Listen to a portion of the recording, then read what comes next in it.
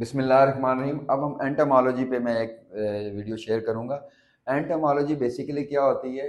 Scientific study of insects. देखें, बहुत सारी डिजीज़ जो हैं इंसेक्ट्स के थ्रू ट्रांसफ़र होती हैं, फ्लाइज के थ्रू ट्रांसफ़र होती हैं, मॉस्किटोज़ के थ्रू ट्रांसफ़र होती हैं, तो उनके बाइट से ट्रांसफ़र होती हैं। तो कुछ चीज़ें डिजीज़ तो आपने पहले पढ़ी हुई हैं, वेक्टर बॉर्न में पढ़ी हुई हैं। बस इनका जस्ट एक ओवरव्यू देना है, ये होती कौन कौन सी हैं या आपने कौन सी याद रखनी है। देखें, पहली चीज़ है कि डेंगू, ये भी जो है एंटोमोलॉजी में आती है, वेक्टर बॉर्न डिजीज़ है। मलेरिया भी वेक्टर बॉर्न डिजीज़ है। लिशमेनियासिस भी वेक्टर बॉर्न डिजीज़ है। येलो फीवर भी वेक्टर बॉर्न डिजीज़ है। प्लेग भी वेक्टर बॉर्न है।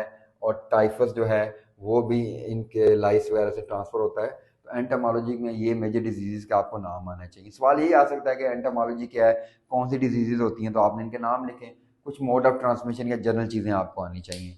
डेंगू का आप सबको पता है कि डेंगू का एजेंट फ्लेवी वायरस है। इसका जो वेक्टर है वो एडिस इजिप्टाई है या एडिस एल्बोपिक्टस है। किसी को भी हो सकता है, मेल में ज़्यादा प्रीडोमिनेंट है। साफ़ पानी आपने याद रखना है, फ्रिज में पानी खड़ा है, टायरों में पानी खड़ा है, डेंगू हो सकता है। प्रिवेंशन ऑलरेडी हम पहले बहुत एक्सप्लेन कर चुके हैं, वही फुल स्लीव्स हैं, आपने स्प्रेइंग करनी है, नेट्स यूज़ करने हैं। और डेंगू में सिम्टम जो है रेट्रो ऑर्बिटल पेन है। चलिए, अच्छा, मलेरिया। मलेरिया का एजेंट प्लाज्मोडियम है। Plasmodium is the agent. A female Anopheles mosquito उसका वेक्टर है। मलेरिया भी मेल में ज़्यादा है क्योंकि वायरस होते हैं, इन्वायरमेंट जहाँ गंदा पानी खड़ा हो वहाँ पे होगा। अब मलेरिया में भी आपने ट्रीटमेंट मैंने आपको पहले बताई हुई है कि ट्रीटमेंट इसकी कंबाइंड ट्रीटमेंट आती है, आर्टीमेसिनिन बेस्ड कंबाइंड ट्रीटमेंट। प्रिवेंशन में स्प्रे है, बेस्ट जो प्रिवेंटिव मेजर है परमेथ्रिन एम्बेडेड मॉस्किटो नेट से। अब लिशमेनियासिस, देखें, सैंड फ्लाइज से होती है। कौन सी सैंड फ्लाई है? Female phlebotomine sand flies. ये फ्लीबोटोमीन जो सैंड फ्लाई है, ये जब बाइट करेगी तब जाके लिशमेनियासिस होगी। अब ये मेल न्यूट्रिशन में वालों में सीवियर होगी। जो बंदा मेल नोरिश्ड है, इम्यूनो कम्प्रोमाइज है, उनमें सीवियर है। लिशमेनियासिस हमारे जो लोअर पंजाब के एरियाज है वहाँ पे है क्योंकि सैंड फ्लाई वहाँ पे कॉमन है।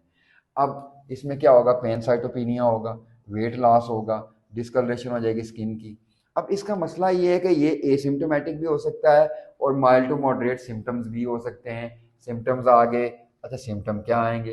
देखें, फीवर, बॉडी पेन, एचीज होंगी बंदे को बहुत ज़्यादा। अब लीशमैनियासिस की ना कोई ऐसा कोई ट्रीटमेंट अवेलेबल नहीं है, आपने प्रिवेंशन ही करनी है।